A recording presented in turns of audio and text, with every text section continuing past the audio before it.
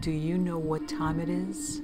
It's supernatural story time. And if you're easily scared, and even if you're not, there's only one thing left to do. Just turn off the lights, because these are stories that you listen to only in the dark. The Strangest Stories, Volume 8, Story Number 1. This happened back in 2016. I was just out of the military on a 3-year enlistment and had been hired by a petroleum pipeline company and transferred to New Mexico. We were staying there weekends with our parents in Midland, Texas to save money, then staying in a small motel in Lovington, New Mexico during the week while I worked and my wife looked for a home to buy. On a late Sunday night, while returning to Lovington from Midland for the following work week, we were taking our usual oil-filled back road shortcut. Part of the shortcut was the fact that the back road was almost completely straight for 70 miles and only had 3 paved crossroads. Bottom line, I had a fast car and no smokies to worry about, so I could drive 90 miles without much worry. My wife was asleep in the passenger seat up front, and my 3-year-old son was asleep in the back seat on a makeshift bed. I was clipping along between 90 and 100 miles an hour and listening to the radio. It was pitch dark night. All of a sudden, my wife sits up almost like in a trance. It reminded me of Frankenstein stiffly sitting up from his operating table after being pieced together. It was so strange, it scared me a little, but then creeped me out even further when in a very weird, strange voice said, "Slow down." It shook me up, so I slowed to about 70 miles, wondering what was up. Again in that same creepy, unfamiliar voice she said, "Slow down." I slowed to 50. She again repeated, "Slow down." I slowed to 40.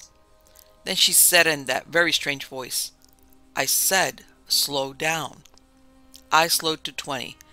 Getting very nervous, she continued with "slower."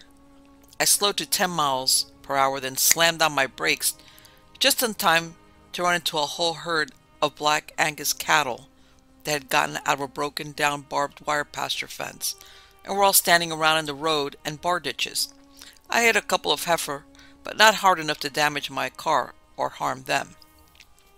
My wife seemed to come awake and didn't understand what was happening, as though she knew nothing about the previous minutes leading up to the incident.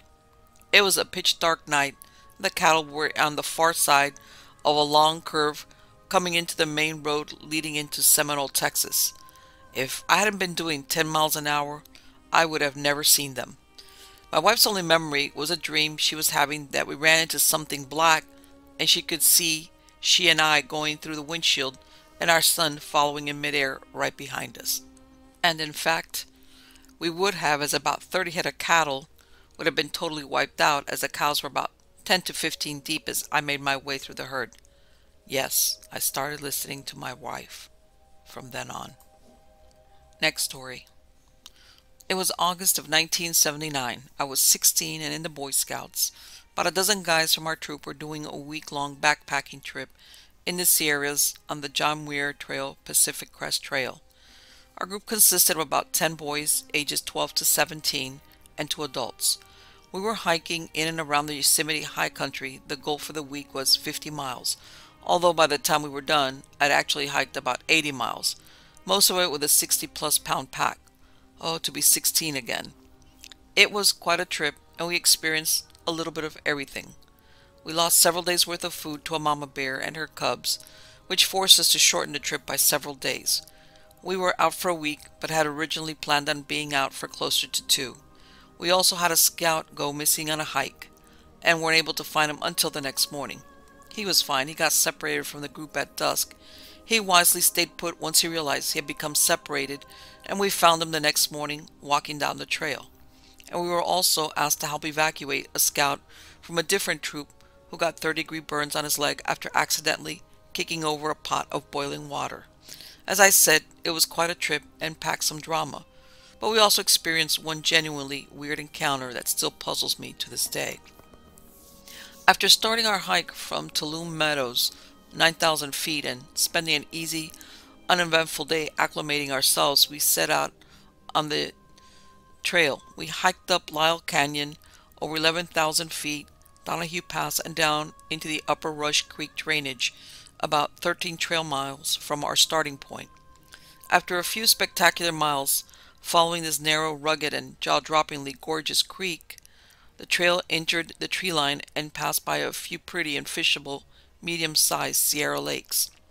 Our goal for the day was Woe Lake, a beautiful granite-rimmed lake that sits about 9,400 feet. It's in a typical high Sierra glacial valley, framed on either side by ridges that climb to a bit over 10,000 feet. It was midday when we arrived, and we skirted around the lake looking for a good place to make camp. As we did, we saw that we weren't the only people at this lake. There was also a group of 4 adult males, probably in their mid-30s, quietly gathered on a flat granite slab near the shore. They eyed us warily, and once we saw them our eyes grew big, as 2 of the men were wearing full scuba setups, fins, wetsuits, and tanks. But next to them, spread flat on the granite, was a 10 by 10 red cross, made from 2 red fabric strips, each about 6 inches wide. The cross was shaped like a plus sign, as in X marks the spot. It was not a religious symbol. It was on an exposed point next to the lake, and presumably it was meant to be seen from the air. The men didn't greet us, instead sort of glared at us.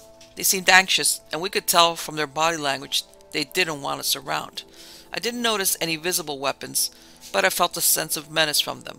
We weren't sure what we had walked into, but it sure seemed like we were in the wrong place at the wrong time. Had we stumbled on an imminent drug drop? A law enforcement training exercise? A crazy Pacific Crest Trail resupply? Something else? We couldn't tell what the divers were hoping to pull from the lake, but it was clear we were intruding on their plans. Some of the kids began to loudly comment and speculate about the situation, but doing it way too loudly for our collective safety. Our scoutmaster had seen enough, though, and quickly decided that our troop would be a lot more comfortable at another lake. He had us hightail it out of there, loudly telling us on our way out that we were headed for a nearby Gem Lake, but then actually taking us to Thousand Island Lake instead, which was 2 miles in the other direction. This particular scoutmaster wasn't always this sharp, unfortunately, but to his credit, he did have his thinking cap on that day, and he got us out of there before anything bad happened to us. We got to Thousand Island Lake about 30 or 40 minutes later and made camp. We didn't have anything further to do with that group from the Woe Lake and went about the business of being a bunch of noisy teenagers on a backpacking trip. Oddly, I don't remember hearing any sort of small plane or helicopter coming by later that afternoon, so I don't know if we caused the divers to reschedule their rendezvous or there was some other explanation for what we saw. Or maybe we were too far away to hear it when it did come. I don't know, but I do know that the sight of seeing 2 folks in full scuba outfits preparing to dive a remote 9,400-foot Sierra Lake has stayed with me ever since. It seemed weird then and still seems weird today. What were they diving for? Needless to say, we never found out the story behind the Woe Lake divers. Our scoutmaster reported the incident to a ranger when we returned to Tulum Meadows, but I don't know if anything came from reporting it. My own suspicion is that they were probably setting up for a drug drop. Years later, I learned that a different trail leading to Woe Lake was accessible from a remote eastern Sierra trailhead only 2 to 3 miles away from the lake. But obviously, I'll never know for sure. Definitely a strange encounter, though. This was also a location for an infamous and legendary crash of a drug-running plane that occurred in Yosemite in the winter of 1976. It's a fascinating story in its own right. The crash occurred in a different part of the park on the opposite side of the Sierra Crest from Woe Lake. Although it was only about 10 miles distance from Woe Lake in a straight line, you could not get there by traveling a straight line and via trails. The plane crash site was probably more like 20 or 30 miles away. I don't think that incident was related to what we saw. Next story.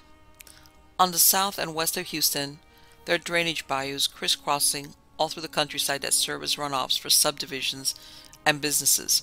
Perhaps the most famous is Buffalo Bayou that runs through the heart of Houston to the Gulf of Mexico.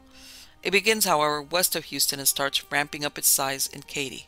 Anyway, I spent a lot of miles on my mountain bike riding the banks of these bayous, and surprisingly, there are some remote areas. By remote, I mean maybe a couple of miles of swampy, dense wood and flowing water between you and a structure.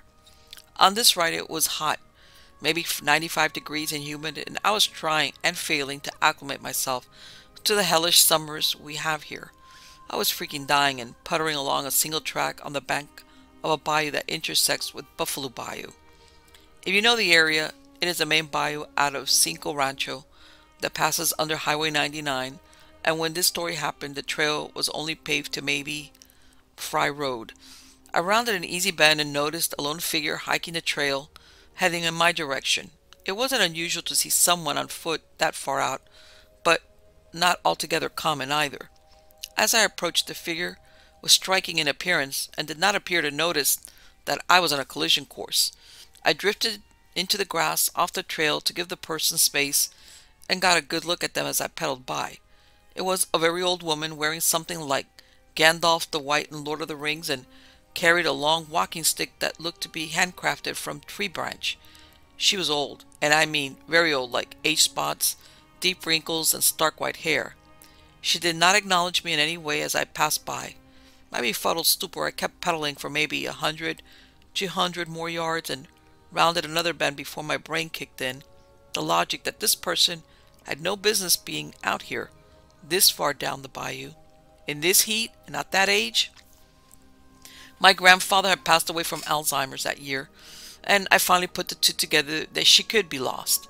I hammered the brakes, whipped around, and pumped the pedals back to check up on her. Within a minute or less, I rounded the bend back to the spot where I had seen her, and she was gone. I rode for at least another mile at a full clip, and no figure appeared. I turned around to check again to see if maybe she had fallen in the bayou or perhaps taken a side trail I had not seen. As I rode back slowly, my eyes scanned left and right to no avail. There were no trails in the woods, which are ridiculously thick, dense, and teeming with insects and mired in brackish puddles that you could not pay me to walk or wade through, having seen an alligator there on several occasions. I mean, this stuff was seriously mean bush. On the other side, the bayou was at least 20 feet wide, of flowing water and muddy nastiness that again I had seen gators in, so there was no going there either. I never saw her again. Where could she have gone? Why was she out there? Why was she dressed like that at all? All of them unanswered questions. Next story. This was back in 2014. I was working night shift in the dungeon. It was a 12-hour long winter shift on the basement floor of the county jail.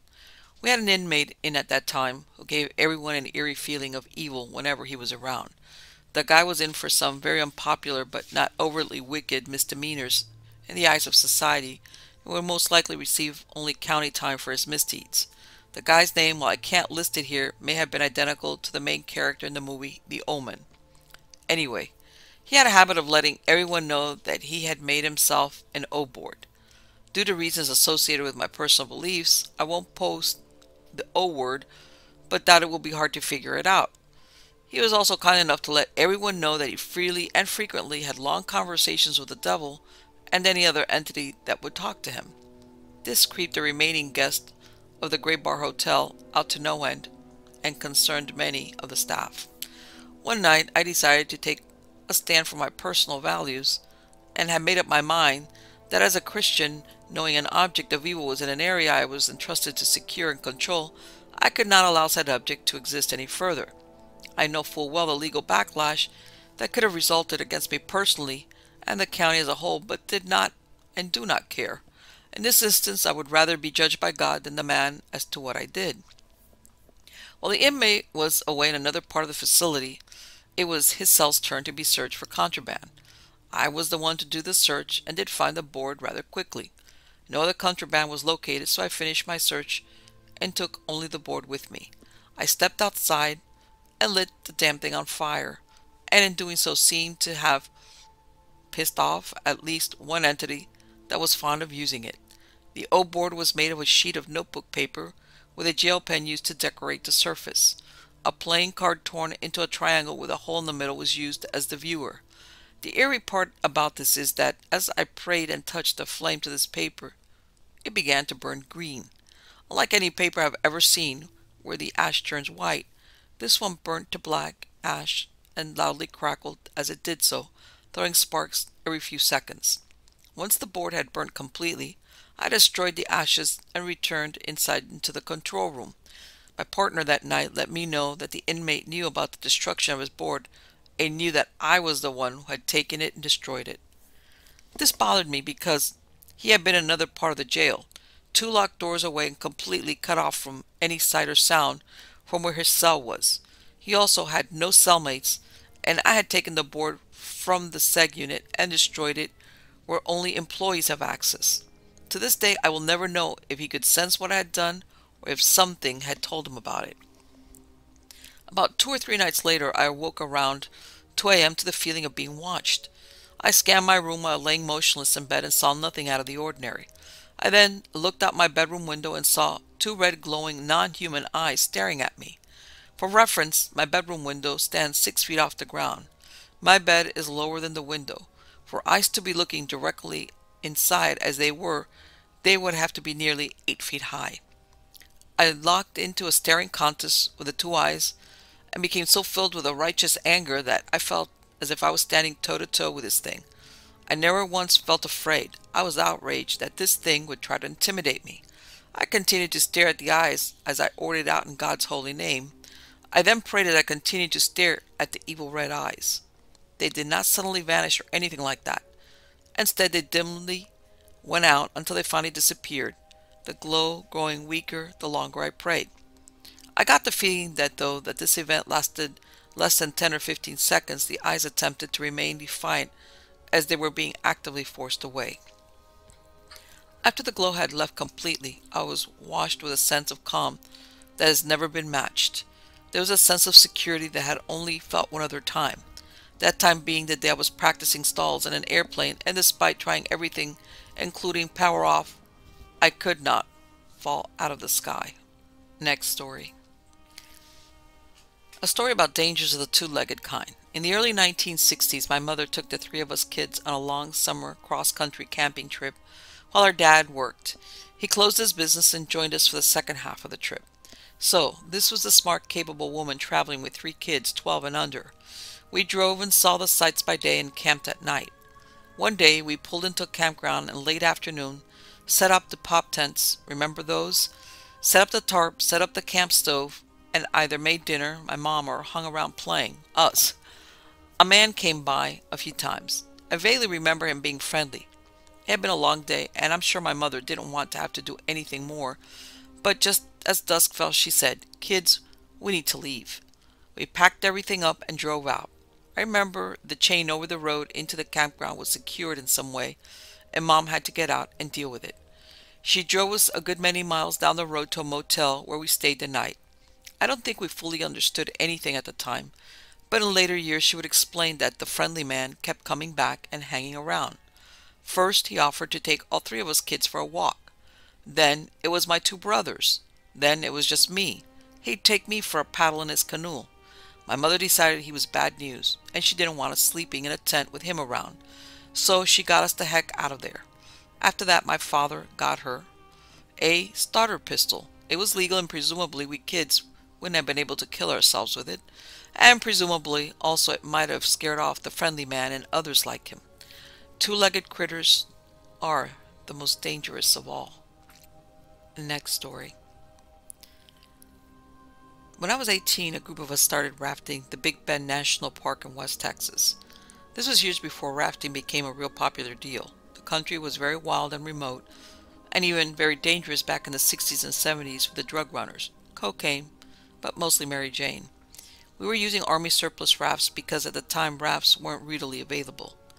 Folks did jugfish through some of the canyons with flat-bottom boats with jet attachments or pitchfork guards in front of their boat propellers. We put in at Rio Grande Village, then had to take shelter inside the west end of Boquillas Canyon and climbed into a huge cave up the side of the canyon wall on the U.S. side. A huge thunderstorm came up really fast, and we watched bolts of lightning most of the night, and it was amplified inside the canyon. Before the heavy rain stopped, a bolt of lightning struck on the Mexican side on a piece of vertical wall, causing it to somehow break away.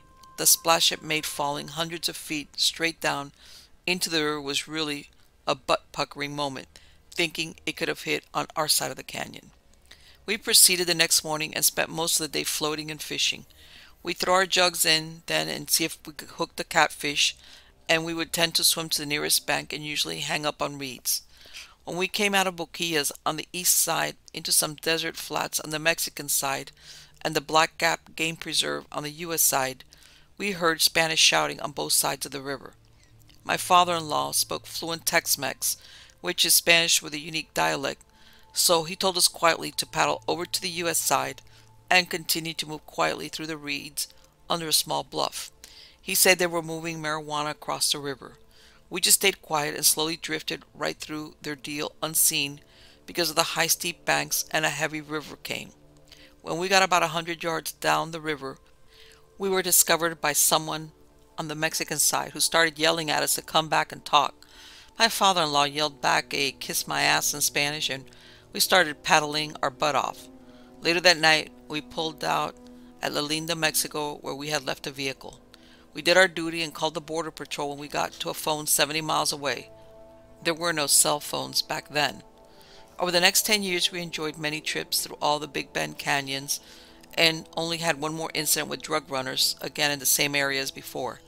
I probably would not raft Mariscal Canyon nowadays due to the border situation and the remoteness. Next story. This took place in Alabama around the year 2000. Anyway, I've always been interested in ghost stories, the paranormal, etc. I can't say I believe in any of it exactly, but I don't outright disbelieve either. I've been told stories by people I absolutely believe, and I'm always up for trying to experience something firsthand, which takes us to my story. In my early 20s, I had a friend named April who lived near a supposedly haunted place and asked if I wanted to check it out. We had to hike for about 15 or 20 minutes to get there. It turned out to be a hill overlooking train tracks. There was an old plot of concrete at the top of a leveled-off hill, then it dropped off about 50 feet straight down to the tracks. April said she had heard that it used to be used for loading coal onto trains. I don't know. This was all in a clearing in the woods, kind of a big circle, with forest around in all directions. So we were sitting on the concrete platform, the legs dangling off and looking around. We only knew the place had a reputation for being haunted. No specifics, so we didn't really know what to be looking for. I was talking about something when April all of a sudden said, "What is that?" and pointed to my left. I turned and saw a faint blue light at the tree line about 100 yards away. We both stood up and were looking, trying to figure out what we were seeing, and it seemed to be getting closer. Pretty soon you could see the shape of a person walking towards it, its arms and legs both moving.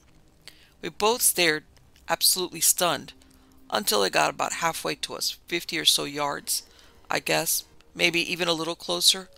I can't emphasize enough how puzzled, I guess is the word, I was.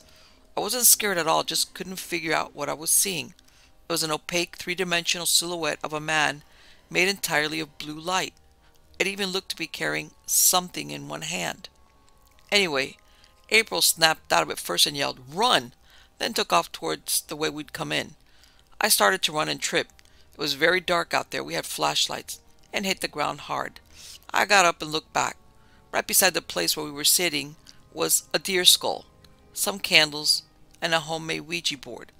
I'm getting a little ahead of myself. I know this because we went back the next morning.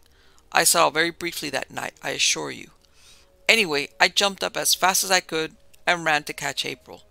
We had to slow down to make it back to our house through the woods. It was very grown up, lots of thorns.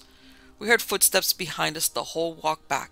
Longest 15-minute hike I've ever been on. Like I mentioned above, we went back the next day and were surprised to see the skull, etc. The Ouija board was kind of impressive. Someone took a lot of time to carve it, and it was huge. It folded in the middle like a chessboard and had a triangular shaped rock as a pointer. There were candles all around and a few more animal skulls and skeleton, but that's all we found. Since then I've asked lots of people if they know anything about the place. No one knows anything beyond, "I heard that it's haunted." By whom or what, no one knows. Next story.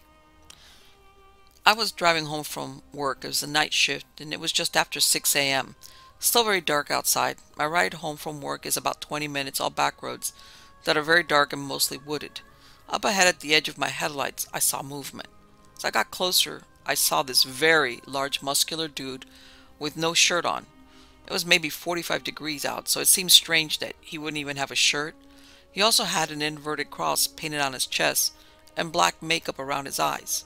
Behind him was a guy I didn't get a good look at, but it seemed he was wearing a lab coat. There was a third figure in the woods next to them, but I didn't get a look at him at all. I hadn't slept much all weekend and was very tired, so I didn't feel like dealing with calling the cops or anything. It was a Sunday morning before Halloween, so I assumed they were at a party the night before and crashed there and must be walking home. In hindsight, and after getting scolded by my cop wife when I told her, I probably should have stopped and asked if they were okay and at least checked out the situation. Like I said, it was a wooded back road that had a few isolated houses on it. They may have been walking home to one of those houses or whatever, but it was creepy. If I saw the large shirtless guy walking towards me on a dark road anytime but Halloween, I would most definitely have drawn my pistol. He was large enough to be a professional wrestler, and I have never seen him around town before. I would have remembered a guy like that. Next story. This isn't my story. It happened to my dad, my uncle, and my grandpa.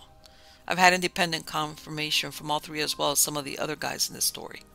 This took place in the early 90s, and my dad and the guys he was hunting with at the time were looking for a place to stay near the land they'd leased. Somebody heard about a big house sitting empty, and they called up and rented it. It was a very large house built right after the Civil War near Selma, Alabama. Anyway, now to the good stuff. Like I said before, the house was big. There was about 8 guys altogether, and they set up 2 bunk beds in bedrooms right across the hall from each other. Both my dad and uncle told me the house was always freezing no matter how many space heaters they used, so they all kind of stayed in the same small area and didn't use the rest of the house. The first night, everyone came back from hunting all day and went to sleep until 3 a.m. when an extremely loud bang woke everyone up. My uncle said he thought a car had run off the road and hit the house. They all went to check and nothing. Everyone kind of shrugged it off and went back to bed. The next night, the same thing happened at exactly the same time. They all ran out to the source of the noise and found nothing. They all swore this happened every single night they stayed there. Another weird thing that happened to them when they were there was having to do with the bedrooms. Well, one of the bedrooms at least. It had a closet door that opened every time the room was empty. My grandpa was bunked in this room. He told me you could put a chair against the doorknob, and as long as you were in the room, it didn't move. But if you left for a couple of seconds, the chair would be moved and the door standing open again. In that same room, they had a couple of nails on the wall to hang clothes from, and if you left the room, they would be soaked when you returned. It didn't take long for the guys to stop staying in the house. At first, it was a couple, then they were down to 4. My dad invited a friend of his one weekend and didn't tell him any of these stories. They hunted all day and went to bed, and my dad was woken up in the middle of the night by his friend urgently whispering his name from across the room. He looked up and saw the door handle shaking like someone was trying to get in. Then the door pushed open slowly. Then the most unbelievable part, the sound of footsteps running away and a child's laughter. My dad got up, looked down the hall, and saw there were drops of water going in the direction of the footsteps that ended in a puddle. My dad's friend went out and slept the rest of the night in his truck. That's all I can remember, and I don't think I'm leaving anything out. I've been told these stories for years now by all 3 of them, all of whom I unquestionably believe. My dad still says he doesn't believe in ghosts, but will admit that there's something there. My uncle got religion a few years later and won't talk about it anymore. My grandpa would tell me the story anytime I asked until he passed away. I even have a good ending that sort of explains things. When the season was over, my dad went to take the keys back to the owners, an elderly couple that lived a few miles down the road. He thanked her for letting them stay, and she told him, "I can't believe you all slept up there. We've owned that house for years, and I won't set foot in it unless it's in the daytime." She went on to tell my dad the story that before the house was built, there was a school on the property, with a well directly under where the house is now. She had been told that a little boy fell in and drowned. Next story. This story I was told many years ago when I was 16. Told to me by the woman who became my first mother-in-law. She reported hearing it passed from her grandparents. It occurred in the Missouri-Arkansas Ozark area. Her people lived on both sides of the line, and I'm unsure where this took place. My mother-in-law believed every word of it and passed it on as the truth. It occurred in the 1870s. Scenes back during the bleak years after the war between the states, a young woman was found in the woods near an Ozark settlement, weeping hysterically. She'd been roughed up and, although very beautiful, was in an unkempt shape. Dirty and torn clothes, bruises, leaves and sticks in her tangled hair, a wild look of fear in her pale green eyes. To their kind questions, all she could choke out between sobs was, "Church, take me to church. He's going to come back and get me." So to the church they went, gathering the preacher and the neighbors for an impromptu service. All during the church service the woman sat, eyes cast on the ground, weeping without ceasing, as the older women tried to comfort her and the pastor did his best to rout her fears. The service concluded with the stranger still sobbing and occasionally muttering, "He will come for me." A heavy uneasiness spread over the congregation. Nervous glances exchanged and children pulled close. Finally it was over and it was decided who would take the pitiful girl home with them. They told her the plan, but her eyes were now glassy and she didn't respond. The congregation left the old one-room log church, each person solemnly shaking the pastor's hand. When all were out in the churchyard, the evening was still with twilight shadows lengthening. Suddenly a sound like a million bees filled the air. People looked wildly about them as the sound seemed to come from everywhere and nowhere at the same time. A woman screamed as a dark blob materialized from the sky, dressed in a black, a lone masked rider on a huge black horse. This phantom swept down from the clouds, plucked the stranger from their midst, and disappeared. That's it. As I said, it was told as the absolute truth. It sounds like a cautionary tale to tell young women to keep them at Sunday school and away from dark strangers, but who knows? Next story. Here's one told to me by my friend's uncle. It supposedly happened to him and another guy in the late 70s, early 80s. So my friend's Uncle Bob and his two friends leased some land in southern Alabama to hunt deer. According to Bob, it was around 900 acres altogether, so they had a good bit of land to wander around on between three people. They used an old pre-existing house as a camp, and the property had old roads going all through it, and a couple of old home sites with chimneys still remaining, and one small graveyard. The two stories I can remember, it's been a long time since I've heard them, only concern Bob and his friend Joe, so I'll leave the other guy out now. Anyway, on to the stories. This one is short and kind of creepy to imagine seeing yourself. Joe had gone into the woods before daylight and climbed up into his tree stand. He was just sitting up there and waiting, with just enough light to see out 50 or so yards ahead of him, when he catches movement out of the corner of his eye. He turns to look and can see one of the old road beds through the trees and something walking. He looked through his scope and swore he saw an old woman in a thin house dress making her way slowly down the road. Joe said he sat there for a second not believing what he was seeing. There were no houses close by, and none of the roads connected to outside the property. Also it was freezing and just barely daylight. Then decided, despite the fact he was suddenly overcome with dread and fear, that's the way he put it, Bob apparently, dread like it hit him out of nowhere, that he had to go and help this old woman. He climbed down and ran over to where he'd just seen her walking, and nothing. She was gone without a trace, and Joe decided not to hunt that spot anymore. The second story is weirder. Bob was at the house alone. His friends were on their way, but not expected for another few hours. Bob was sitting in the kitchen around 9 o'clock at night, drinking coffee, when he heard pounding on the front door and a woman screaming, "Help me! Let me in!" Bob ran to the door and opened it, and the woman bolted in screaming, "Lock the door! They're after me and want to kill me!" Bob locked the door and looked outside but couldn't see anything, so he took the woman to the kitchen, gave her some coffee to drink, and tried to get the story. The woman said her name was Mary and that she had been walking home, was pulled into a truck with two men who had taken her down a back road, hit her, threatened to cut her throat, and said they were going to rape her. She escaped somehow and ran in the woods until she was brought there. Those were her exact words. After telling Bob all the above, she went silent, just staring down at her coffee and not responding to anything Bob said. Bob was worried about the guys following, and he had no phone out there, but he had a rifle and a pistol and kept checking outside but never heard anything. He sat at the table with a woman who remained unresponsive and smoked cigarettes and drank coffee for a couple of hours. He said she just stared at her cup with a blank expression the whole time. After the initial shock had worn off, Bob said he noticed that her clothes were odd. They looked like something from the 50s, but couldn't get her to say anything. Finally saw headlights outside. He ran to the front door and looked out and saw that it was his friend. So he opened the door to go and tell them about the situation inside. When they all went in, she was gone, only her coffee cup sitting on the table. According to Bob, there was no other way out of the cabin except the front door, and nobody had seen her come out. They called for her and looked around, but never saw her again. Bob, of course, called the police the next day, but never heard anything else about it.